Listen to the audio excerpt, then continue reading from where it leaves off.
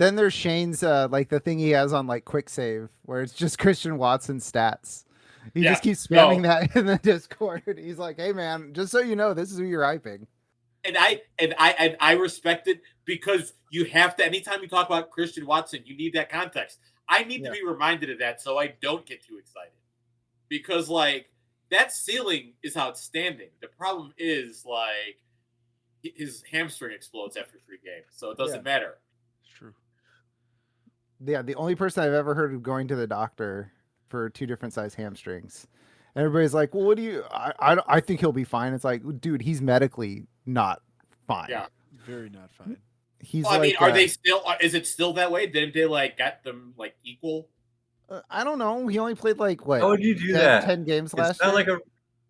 It's not like a rubber band that you, is it? Actually, they do it like when they take fat from your ass and put it in your face. They just take hamstring from one and put it in the other.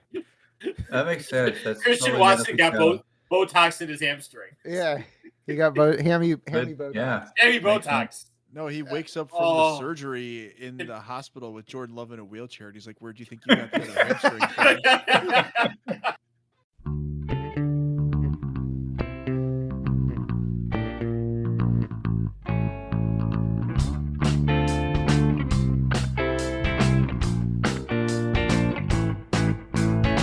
Hello, everybody, and welcome to the first episode of the 50 Do's and 1,000 Don'ts of Playing Auction Fantasy Football, a Football Absurdity X THfantaC X Mock Drafts on Tap podcast spectacular presentation. With me, Jeff Krisko, is Evan Hoovler, Waleed Ismail, and Tony Martin. Tony, how are you? Oh, I'm great, my friend. This is like the fantasy football version of the Ben Franklin HBO miniseries starring Paul Giamatti as Ben Franklin. And I'm an Giamatti? Idiot. We're all Giamatti. So we're all Giamatti. Okay. I am Paul Giamatti. I feel like Aaron Burr as the outsider because I don't play auctions. So like you guys are here to teach me. So I'm really excited. Also, you're going to shoot no, never mind. I'm worried that I'm Alexander Hamilton in this story. No, I know where you were going. Like, that's what I'm like. Because I feel like if Tony was going to shoot anyone in this room, it would be me. But, shut up and teach me, auction boy. Yeah, all right. I want to point out to the title of, I'm doing great. The title of the 50 Do's and 1,000 Don'ts of Auction is such a great title for this series because there are so many people out there who just don't understand how to do fantasy. I would disagree with that. I would call Hold on, you weren't introduced. Evan, how are you? 5 do's and 5,000 don'ts. 5 do's and 5,000 don'ts. All right, so Evan, what is don't number 3,842? Don't assume that the way the market is moving, the way the bids are going, or how it's going to go throughout. That's not how the economy works. Can you pull all 5,000 off the top of your head? Actually, Evan, that one is don't draft Hunter Henry. Sorry, it's don't draft Hunter Henry. So, all right, that was Evan Hoovler. So what we're gonna do? This is like an X number of episodes. We haven't decided. Somewhere between 8 and 10. Some bite-sized chunks of fantasy advice that basically the plan is to get you from being somebody who knows fantasy football, knows ball to varying levels, to somebody who's going to be not only capable of doing an auction draft versus a snake, but also excited to do it and equipped to do it. So this first episode is going to be the introduction to auctions, or auctions 101. And let's start with Evan. Can I just do one little aside real quick? Let's start with Waleed. He's already talking over me. No. I just want to say one thing. There is a very good reason that we are making this podcast, because there is so much bad advice out there. There are so many people who don't do auction. I make a point of doing multiple auction money leagues on Yahoo a year because they're profitable, because people are so bad at it. So I just wanted to say that. If you're into auction, this is going to help you dominate your leagues. That's right. If you listen, guaranteed to make money, or Waleed will refund your league fees. Let's not get out. The learning curve seems high, which is why people shy away, but it's really not. It's just learn a few things and you can crush. Yeah. I'm going to say, and this is, I'm going to throw everybody who does this under the bus. It's really hard to create content around auctions. So I think it hasn't taken off because it's so much easier to just load up 12 people in a mock draft and do that. And that's what a lot of people do. Yeah. Evan, Waleed, you guys do yeoman's work with mock drafts on tap every Saturday on YouTube. Sundays at 2 p.m. CST. There you go. And all right. And what we do is we go through different types of auctions. You can watch us go through one. All right. So first question is why would you prefer auction a snake? Why is it better than traditional snake drafting? You got to throw it to one of us. Throwing it. Well, it doesn't matter if I throw it to you, Evan. Waleed's going to start talking. So I'll throw it to Waleed. My plan. I'm waiting for Evan to start talking so I can just start. All right. Waleed, why would you prefer auction to snake? What I was thinking was... I'll make it very simple. If you are into fantasy football, if you're spending hours and hours of research trying to figure out who your guys are, I don't want to sit in a snake draft and hope this guy I have projected somehow falls to me because I happen to get a slot in the draft that doesn't help me. You know what I do with auction? I get my fucking guy. Am I allowed to swear? Sure. We're like, okay, I just want to make sure. I want my guy. I'm going to get him. Auction is about conviction. Like, if you really believe in a player, you go get him and you win or lose with that. There's no like just looking at a consensus board. It's making decisions and getting the best values. Evan, how do you feel about Waleed saying that if you do snake drafts, you're a coward? It's fun if you want to just get a list and pick the top guy on the list and not think that you do you. A lot of people want to not think. That's fine. But if you want that dopamine hit, you know how before you were just watching football and then you discovered fantasy football? And all of a sudden, every game is interesting if you have a guy and your guy catches a pass for 10 yards and you're like, dang, I got that dopamine hit. With auctions, you get that dopamine hit nonstop for 2 consecutive hours because every guy could be that guy, like Waleed said. Yeah, I like Let's be honest. I like to describe it to people as the difference between snake and auction is with auction, you get the guys you want. With snake, you get the guys that the league left you. Because you go through 12-ish picks before your next pick, depending on the size of your league. You're just sitting around hoping that your guy is there for you if nobody else in the league wants him. So that's kind of how I describe it to people. You get the guys that you want rather than waiting around for other people. And there is a very important aspect that we're all forgetting. And that is how fun it is to shit talk people during your drafts. Whether it's snake, we're all doing it in our friend groups.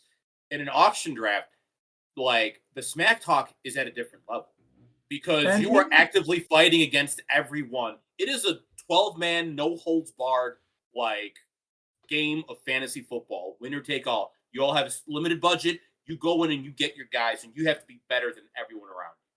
And if you're not, if you are in snake draft, you pick and then you just wait and hope. Or it is a fight that you get to watch, even if you don't want a guy in auction. Somebody says 57, you go, oh. Somebody says 58, you go, whoa. Somebody says 61, you're like, what? Every single player. So I like to approach a draft like, I'm not locked in this draft room with 11 of you. You're all locked in here with me.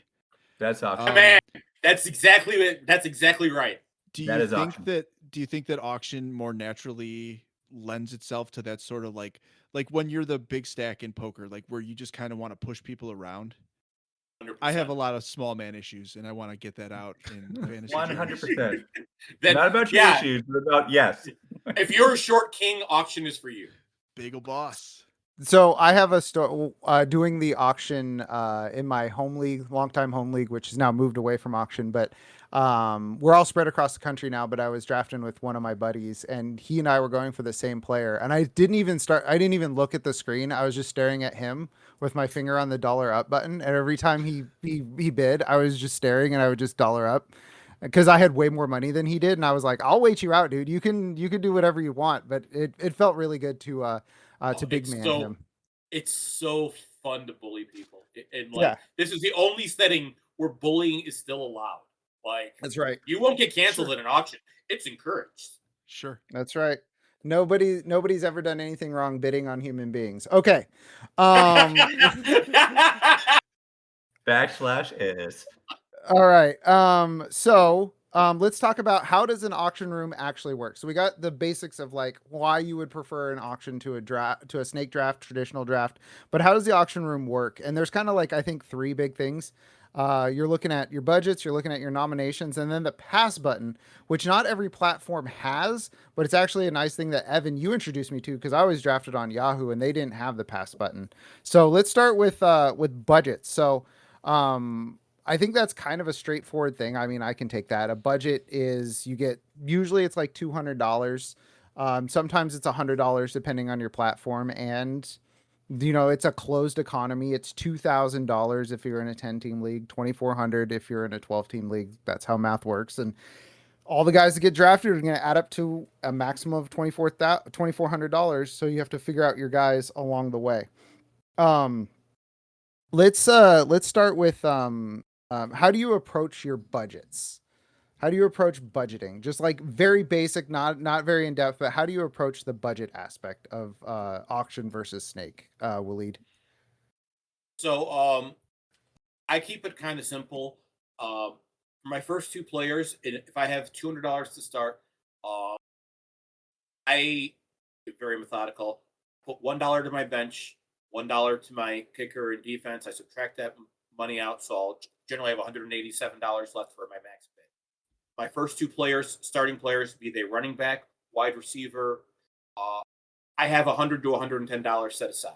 Then I kind of tear down like from there. Like I might have a $30, then a $20, and two $10s, enough to make up that difference so I can get the maximum value for my starting line. I do it this way because I write a waiver wire article every week, so I don't really care about it. I'm going to churn my bench throughout. If I can get some value there later, have a little money left over, I will. But I use that money to get the best guys I possibly can that I like the most, and I just kind of work my way down. Okay, so we'll get in. That sounds like a blended stars and scrubs strategy, which we'll get to into a later episode in the strategy of it. But Yes. Evan, how do you put your budgets together? Like, do you just kind of play it by ear? Do you chunk off certain amounts for certain positions, or? Like you said, we're definitely going to get into this in episode 2. But it's what you said. I play it by ear. It's vibes. Are you all bidding too much? That doesn't make me want to bid too much. Makes me want to wait a little. Are y'all bidding a little too much? Maybe I'll bid a little too much if I like the guy. Are y'all not bidding enough? I'm going to move. I don't know what it's going to be. I'm just reading the vibe and doing the opposite. I But there have a is- question. I have a question for you. Like you said earlier, you guys all mentioned auction's great because you can get your guys.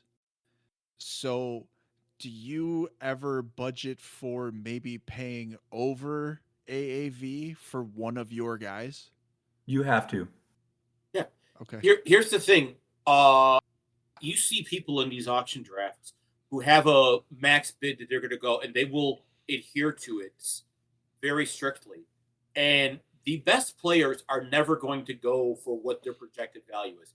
They're always going to go for more because the top players are worth more, and you have to factor that in. Like your budget has to be fluid.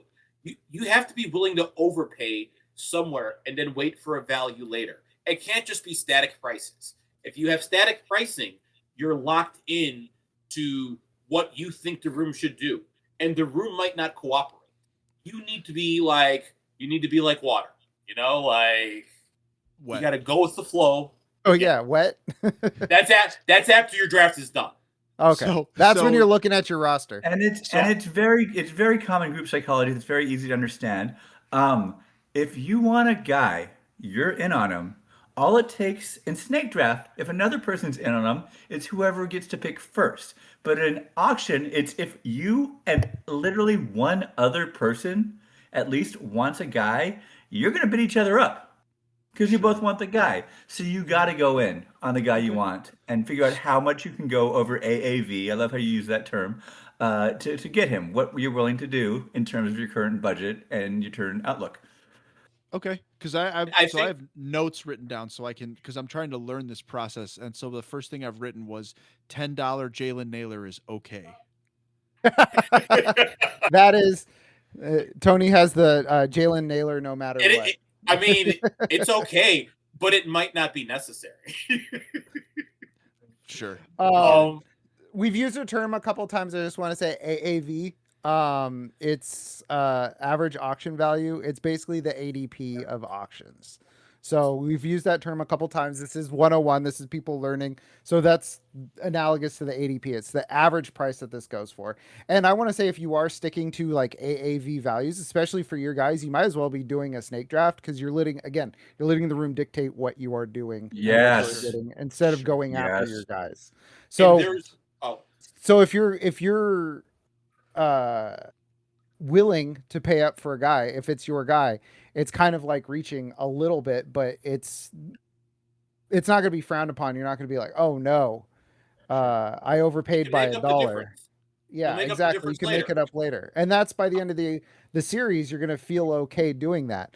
Because I'm going to tell you right now, there's going to be a once or twice during your auction draft, you're going to win a guy that you want. And you're still going to be like, ooh, I don't know about that price. Sure. And then right after the draft, you're going to forget about all the prices and look at your team. Be like, oh, I like that guy. You're going to be like, oh, I'm so glad I have that guy. Yeah, 100%. Exactly. So that's like a psychological aspect. There is one other aspect of budgets that I think we have to like cover.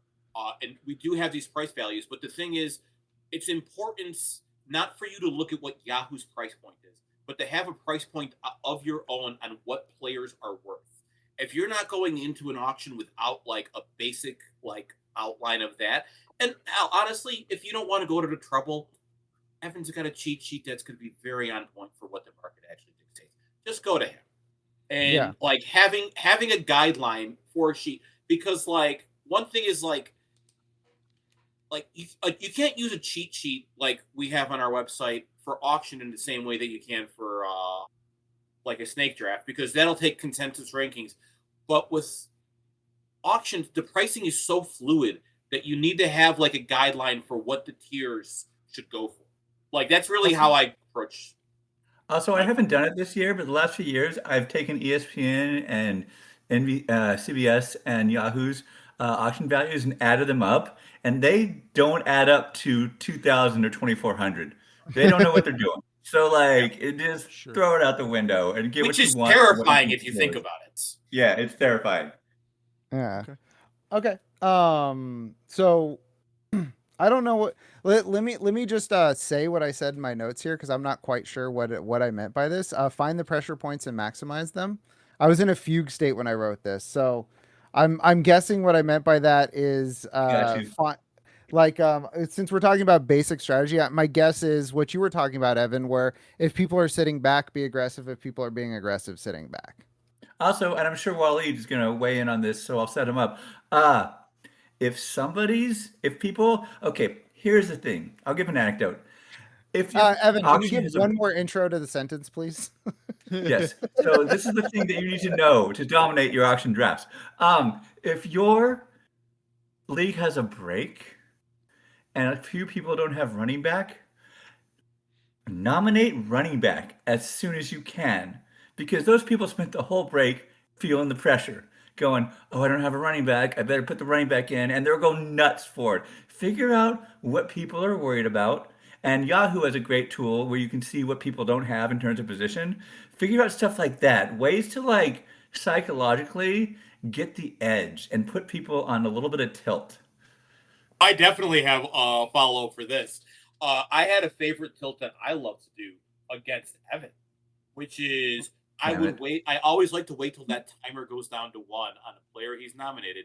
Then I go up $1. And then he bids on him again. And then I wait and I let that clock go down. And then at 1, I nominate again. And after the third time, Evan's generally in a frothing rage. I am. That is true.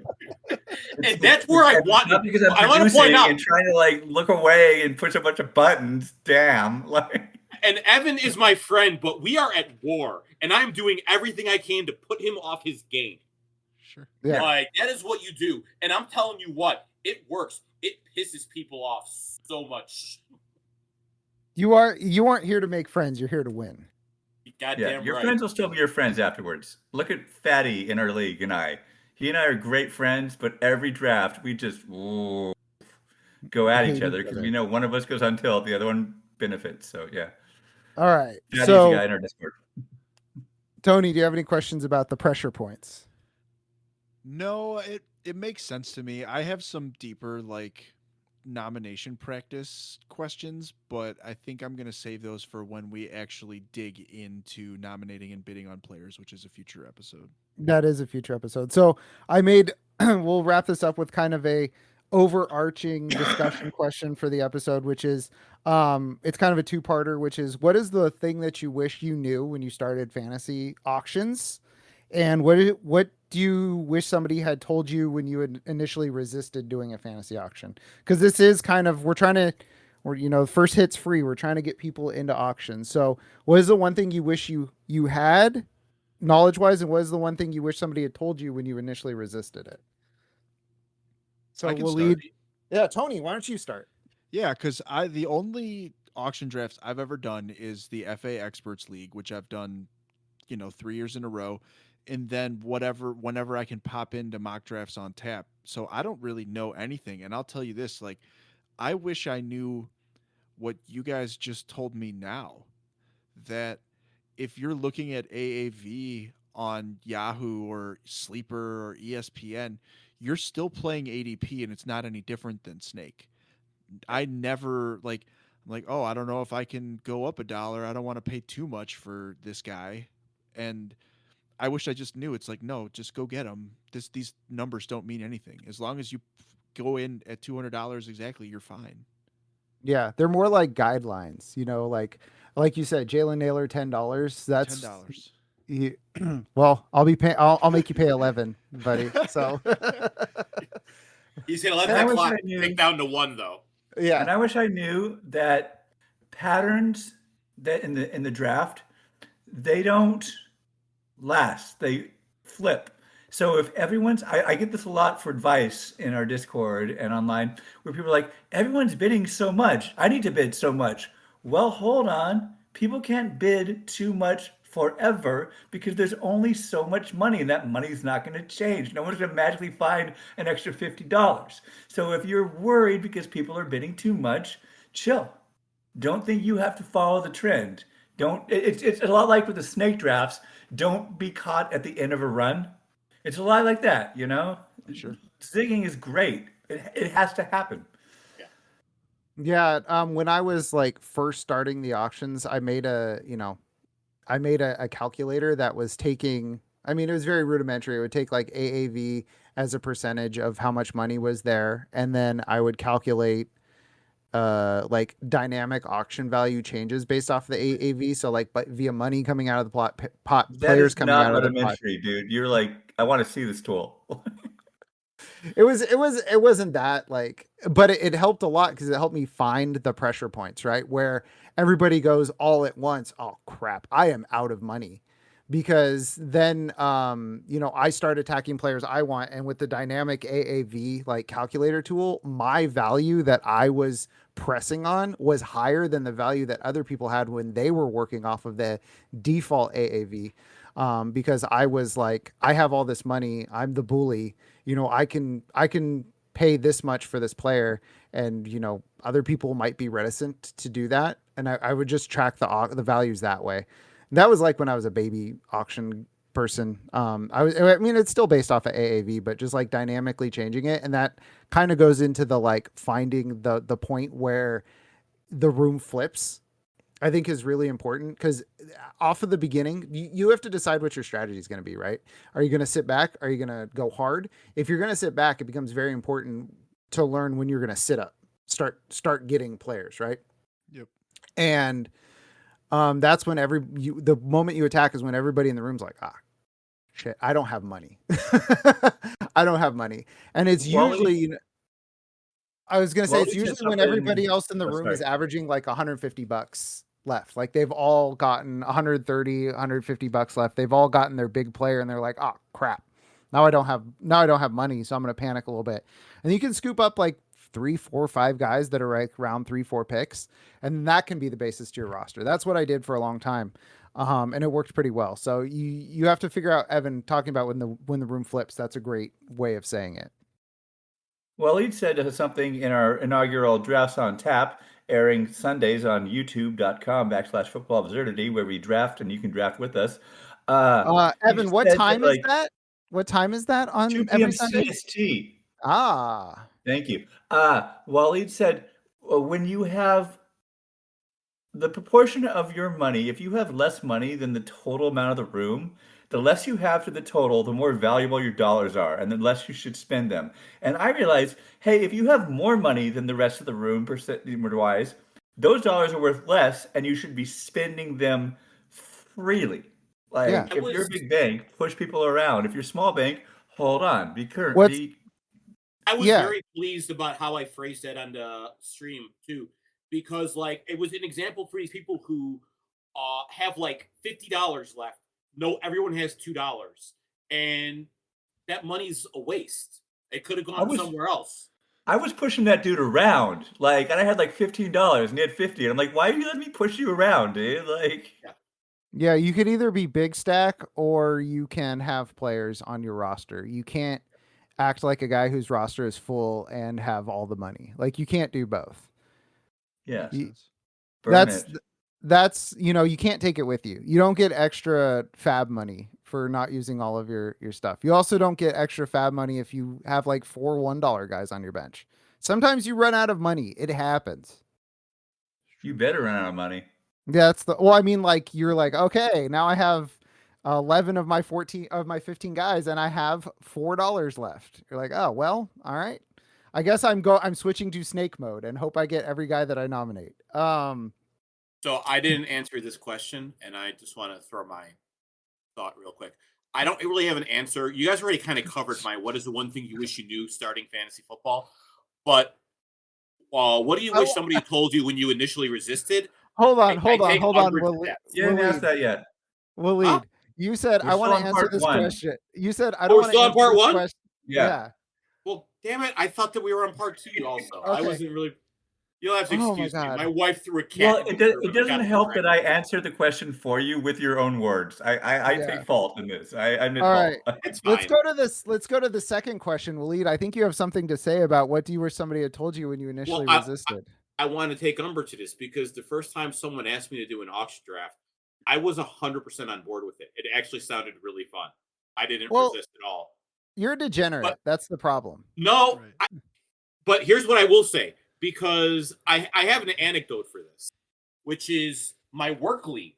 When our district manager took over, he was a big football guy and he knew I had the website. So he's like, I want you to be the commissioner of our work fantasy football. And I told him I would only do it if it was a Superflex auction league. And I want to say, I want to give him credit. Like, here's the thing. Everyone resisted. And I was like, look, I get it. This is weird. Let's do it 1 year. If you don't like it, we'll go back to Snake. And that first draft, everyone was talking so much shit to each other and having a blast. And then I remember last year, this is like year 4 of this league, one of the guys was kind of complaining. He was like, why can't we just do a Snake draft? Before I could even comment, 3 people were like, nah, this is an auction league. Yeah. And I was the opposite. When I first was proposed Snake Draft, and it was actually, I mentioned him earlier, Fatty, he was the guy who turned me on to auction. When he proposed it for our league, I was 100% against it because I had just won our league. And I'm like, I just figured it all out. Like, why do we want to switch?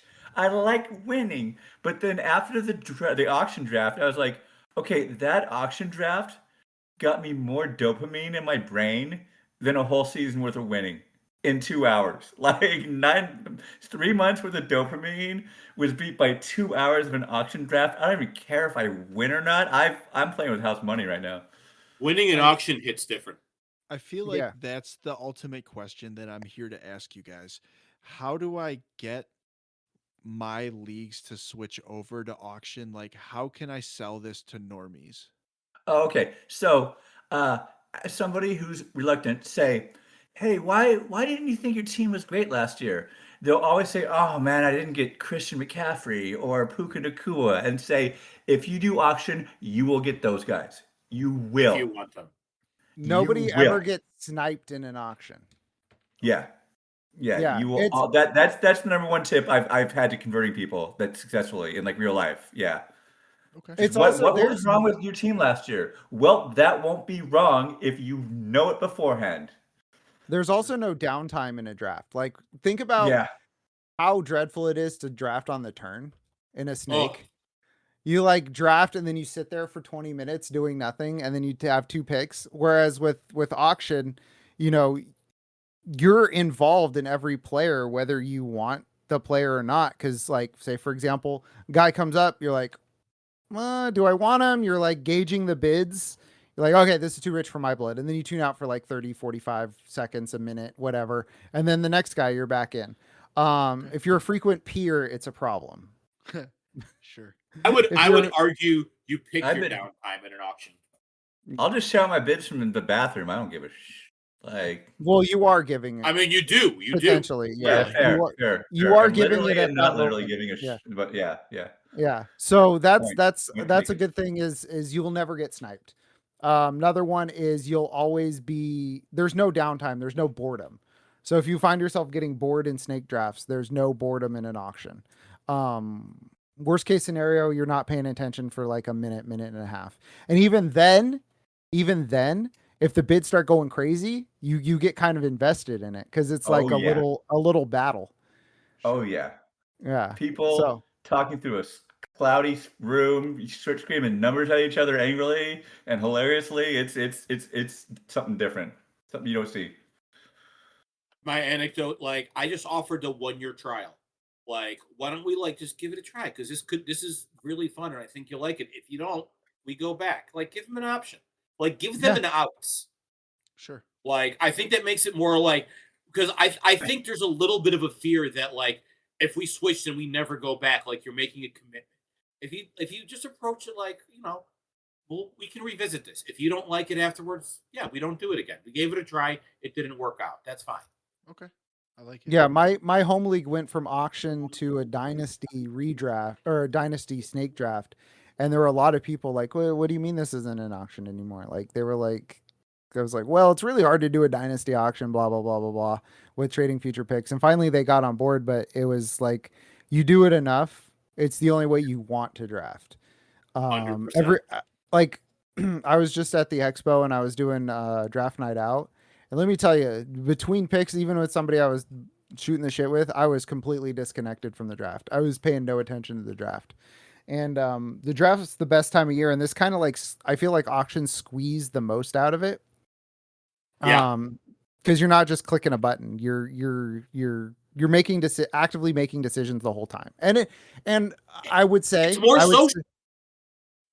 It's more social. And it's also, people complain, oh, it takes forever. It takes a few hours, unless you're like Evan's draft is somehow like an entire weekend. But that's where the pass button comes in, which was something we kind of glossed over. Some rooms have a pass button, which will make drafts go faster. Because what it'll be is like, if say, for example, Tony nominates, I'm trying to figure out a guy I'm out on. Tony nominates Christian Watson, right? I'm like, screw that. And I hit pass. And so if everybody passes, whoever bids, it'll like go to them. So it'll speed things up. So that's an option too, is I do get, there is pushback about, well, it's going to take forever to draft this. It's kind of like in Monopoly, when you do the auctions, when you land on the property that nobody wants, nobody plays by those rules because it takes forever. Right. It allows you to shorten that. And it's honestly, it takes longer, but it's more fun. It's like, oh no, I had more time with my friends. Damn it. Yeah, that's my thing. Like, I'm not trying to play fantasy football with people I don't want to spend time with. If more than 45 minutes is like too much of your time to spend with people, you need a better league. Yeah.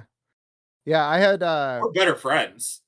Yeah, my home league in our fantasy baseball draft for a while was complaining that the draft was taking too long, and then eventually, as we stopped seeing each other as much, and everybody went to their opposite corners of the country, and everybody had kids and stuff, it kind of the complaints stopped. Because for a lot of us, this is like the way we keep in touch is through the fantasy baseball, fantasy football league we do together. So, okay. Any other things to add about like what do you wish you had known when you started? What do you wish somebody had told you when you resisted? How fun it was, just period. Yeah. Thank you, It's voice just the of most God. fun. That was so loud. I wish more people did this because this seems like just more fun. And it is. It That's what really it comes down to. And I think that's what we want to give people a basis in this series to allow people to have fun. And Because that's what fantasy football is supposed to be, fun. no, it's not. It's supposed to be about making spreadsheets and maximizing margins. I don't see a difference. I'm not hearing a difference. Yeah, That is right. Parlays. Yeah, fun. Yeah. Fun. Yeah, that is fun. Fantasy football was the thing that made a guy at my work go, hey, a guy on the spectrum. Hey, have you been tested? So, because he was like, what are you working on? I showed him my projection spreadsheet, and he was like, hey, question for you. Has anybody ever brought this up to you? And I was like, no, but I would believe it. Okay. So I think that'll wrap up episode 1 of what are we calling this? 50 do's and 1,000 don'ts of playing auction fantasy football. So we're gonna start. We're gonna be back with episode 2, which is gonna be auction values, price setting, and building on a closed economy, as well as some pre-draft prep work. So that'll kind of be a little bit more formalized, a little bit more formatted. This was kind of like a free-flowing discussion. So for Tony, Evan, Waleed, this is Jeff. Thanks for listening. Take care and have a good one. Later.